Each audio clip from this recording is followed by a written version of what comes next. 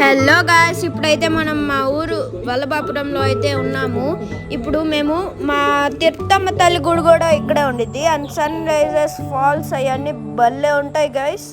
And మీరు ఇక్కడికి visit చేస్తే తీర్థమ్మ గుడను పెరంటాలమ్మ గుడి మాత్రం విజిట్ చేయడం మర్చిపోమాకండి. అండ్ ఎర్లీ మార్నింగ్ వస్తే మాత్రం ఆ రెండు గుడికి వెళ్ళి సన్ రైజ్ మాత్రం చూడండి, అదిరిపోయిద్ది. ఇంకోటి ఏంటంటే మనం ఇప్పుడు ఇక్కడ మనం పిక్నిక్ చేసుకోవచ్చు. Okay guys, bye.